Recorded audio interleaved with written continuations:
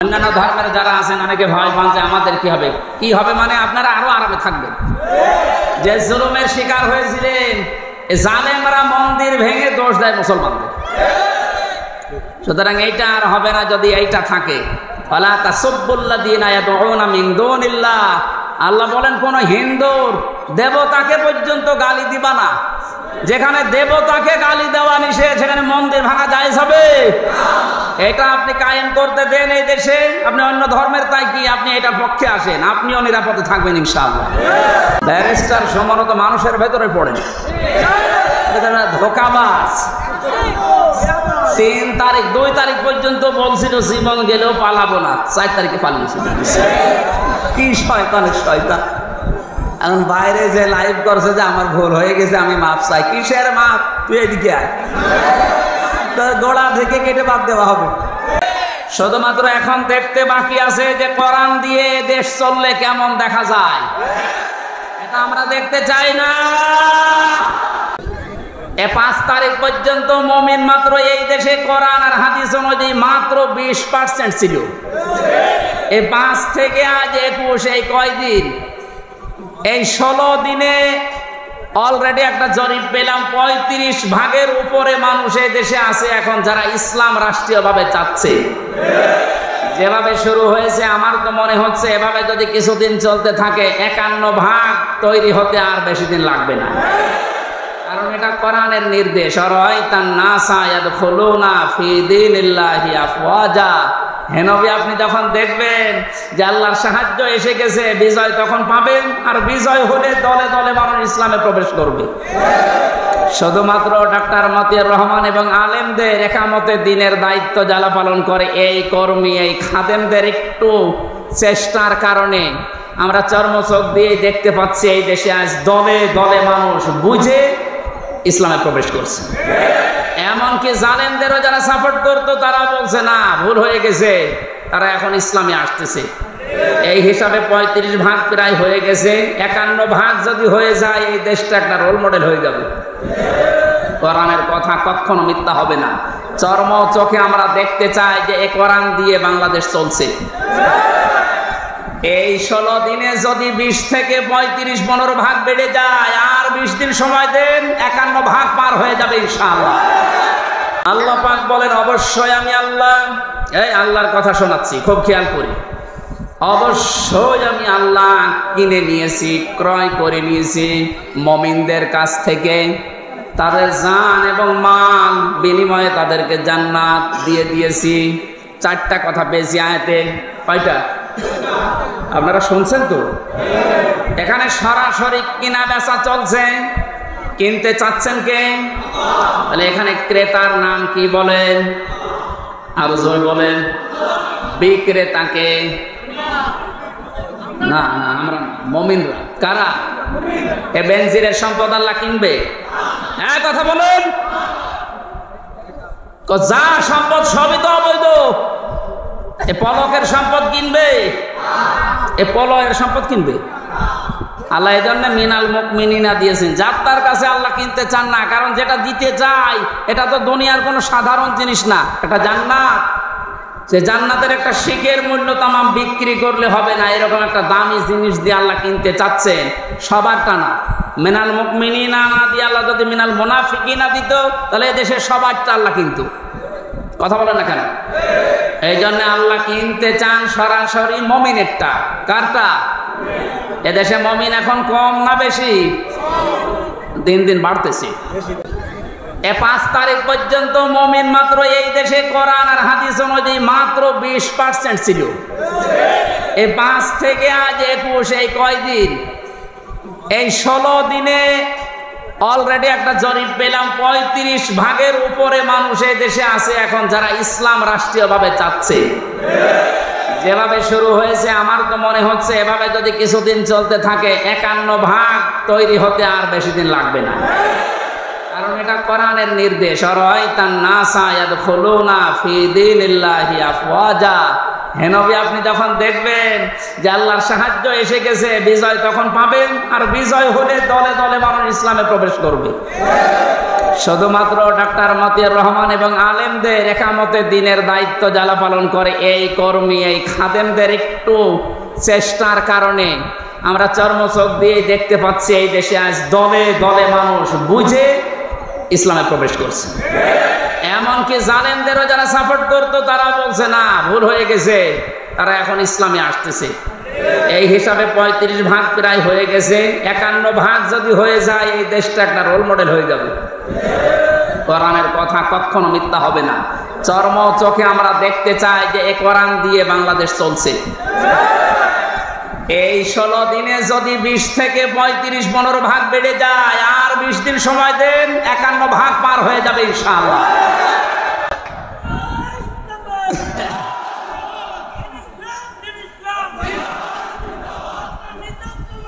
সম্মানিত ভাইরা, এদেশ এই 53 বছর বহু মানুষ চালিয়েছে, আমরা দেখলাম নাকি দেখলাম না? কি বাবা চালিয়েছে, স্বামী চালিয়েছে, বউ চালিয়েছে, ভাবি চালিয়েছে, আরো যা বলেন চাচাও চালিয়েছে 9 বছর। এক কথা বলছে না কেন? শুধুমাত্র এখন দেখতে বাকি আছে যে কোরআন দিয়ে দেশ চললে কেমন দেখা যায়। এটা আমরা দেখতে চাই না। কারা কারা কোরআন দিয়ে দেশ চলুক দেখতে চায় দেখি? লিল্লাহি তাকবীর।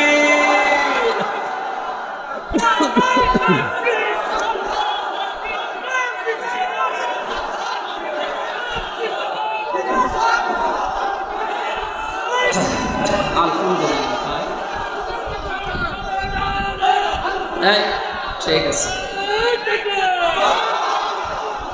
এই হাত তুলেছেন আল্লাহর জন্য তো নাকি লোক দেখানোর জন্য? এটা যেন আল্লাহর জন্য হয়। সামনে সময় আসলে আপনি এই হাতটা দেখাবেন যে আমি হাত তুলেছিলাম, কোরআন যেন কায়েম হয়। কোরআন তো ফেরেশতারা এসে কায়েম করে দিয়ে যাবে। বলেন, অন্যান্য ধর্মের যারা আছেন অনেকে ভয় পান যে আমাদের কি হবে। কি হবে মানে আপনারা আরো আরামে থাকবেন। যে জুলুমের শিকার হয়েছিলেন, জালেমরা মন্দির ভেঙে দোষ দেয় মুসলমানদের। সুতরাং এইটা আর হবে না যদি এইটা থাকে। ফালা তাসুব্বুল্লাযীনা ইয়াদউনা মিন দুনিল্লাহ, আল্লাহ বলেন কোন হিন্দুর দেবতাকে পর্যন্ত গালি দিবা না। যেখানে দেবতাকে গালি দেওয়া নিষেধ, সেখানে মন্দির ভাঙা জায়েজ হবে? এটা আপনি কায়েম করতে দেন এই দেশে। আপনি অন্য ধর্মের তাই কি আপনি এটার পক্ষে আসেন, আপনিও নিরাপদে থাকবেন ইনশাআল্লাহ। ডাক্তার শফিকুর রহমান আজকে ঘোষণা দিয়েছে, কোরআনে কারিম যদি সত্যি এই দেশে কায়েম হয়, মেয়েরা যে উল্টাপাল্টা ধারণা করে, ধারণা একটাও থাকবে না, সবচাইতে বড় নিরাপদে থাকবে তারা। মেয়েদের কোনো গ্যারান্টি পাওয়া যাচ্ছে না, নিরাপদে থাকবেন আপনারা। এই জন্য ওই জায়গায় যদি যেতে হয়, 100 জনের 51 জন মানুষ লাগবে। 100 জনের কতজন? 51 জনের ভেতরে যদি এই যশোর, কেশবপুর, মনিরামপুরে কেউ আসে, ফিরিয়ে দেবে?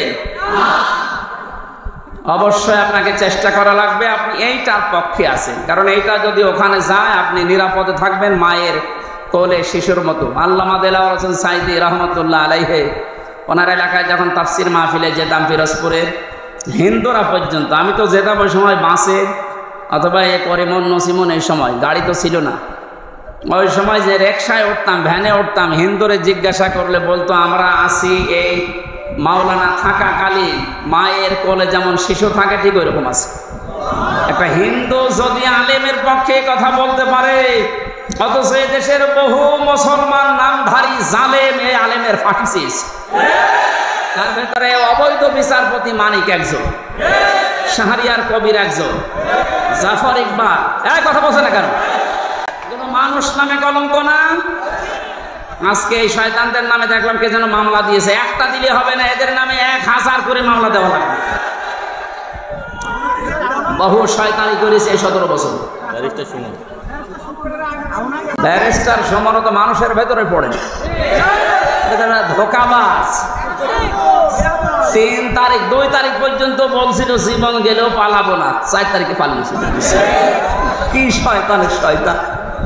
এখন বাইরে যে লাইভ করছে যে আমার ভুল হয়ে গেছে, আমি মাপ চাই। কিসের মাপ? তুই এদিকে আয়, গোড়া থেকে কেটে বাদ দেওয়া হবে। তুই যে কত বড় শয়তান! সম্মানিত ভাইরা, এই জন্য আল্লাহ যার তার তা যেহেতু কিনতে চাচ্ছেন না, আমাদের আগে মুমিন হওয়া লাগবে। কি হওয়া লাগবে বলেন তো? নবীজিকে প্রশ্ন করা হয়েছে, হে নবী, মুমিন আমি বুঝবো কি করে? আল্লাহর নবী বলেন, ইদা সাররাতকা হাসানাতুকা ওয়া সাআতকা সাজ্জিয়াতুকা ফাহুয়া মুমিন। তোমার যখন ভালো কাজগুলো আনন্দ দেবে, যে আমার ভালো লাগছে, ভালো কাজ করলে আমার আনন্দ লাগে, আমি সুখ পাই। আর অন্যায় কাজ দেখলেই তোমার কষ্ট লাগবে, জালেমদের কথা বললেই তোমার কাছে কষ্ট লাগবে, তখন বুঝবে যে তোমার ভিতরে ঈমান আছে। সুতরাং আজ আপনি ঈমান আছে কিনা, কাবা শরীফের ইমামের কাছে জিজ্ঞাসা করা লাগবে না, নিজের কাছে জিজ্ঞাসা করেন। ভালো কাজ দেখলেই ভালো লাগবে, অন্যায় দেখলে আপনার কাছে কষ্ট লাগবে, বুঝবেন আপনার ছিটা ফোটা হলেও ঈমান আছে। আর যদি ভালো কাজ দেখলে আপনার আরো রাগ হয়, অন্যায় কাজ দেখলে যদি আপনার কষ্ট না লাগে, আপনি হজ করতে পারেন, এ দরবেশের মতো আপনার ঈমান নেই। আমি 16 সালে হজে গিয়েছিলাম, ওই সময় শুনেছি দরবেশ কাবার পাশে ওই যে টাওয়ার আছে, ওই টাওয়ারে আছে। এই যে এবারও গিয়েছিলাম উমরায়, শুনলাম দরবেশ নাকি ওখানে আছে, একেবারে সব সময় কাবার পাশে টাওয়ারে থাকে, সময় কাবা দেখে। তো বাংলাদেশে সবচাইতে বেশি টাকা আত্মসাৎ করেছে শয়তান।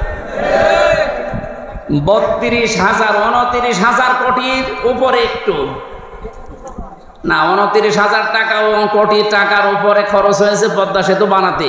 কেউ কেউ বলেছে 32,000। আর ওই শয়তানের এক ব্যাংকে টাকা আছে বাইরের দেশে 34,000 কোটি টাকা। টাকাগুলো যদি এখন ফেরত নিয়ে আসা যায়, আর একটা পদ্মা সেতু বানানো যাবে।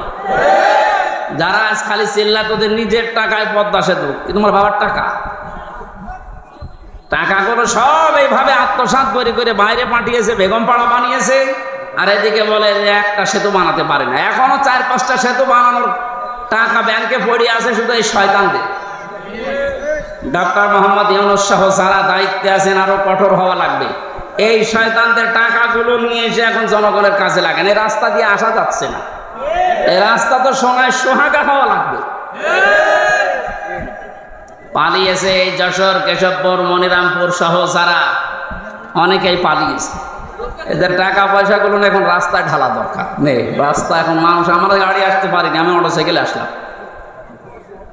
এই জন্য আমাদের উচিত হচ্ছে, আল্লাহ যেহেতু যাত্রাটা কিনতে চাচ্ছেন না শুধু মমিনটের, এই জন্য আমরা মমিন হতে চাই। আপনি দেখবেন আপনি মমিন আছে কিনা। ভালো কাজ দেখলে আপনার আনন্দ লাগবে, অন্যায় দেখলে আপনার খারাপ লাগবে। প্রথমে আল্লাহ কিনতে চেয়েছেন দাম হিসাবে, যেটা আপনি দিয়ে কিনবেন তার 1 নম্বরে আনফুসাহুম ওয়া আমওয়ালাহুম, জান এবং মাল। জান কিনতে চান আল্লাহ। যেহেতু আল্লাহ পাক নিজে এখানে ক্রেতা, অবশ্যই তিনি দেখে শুনে কিনবেন। পচা, অবৈধ, নাপাক এরকম জিনিস কিনবেন।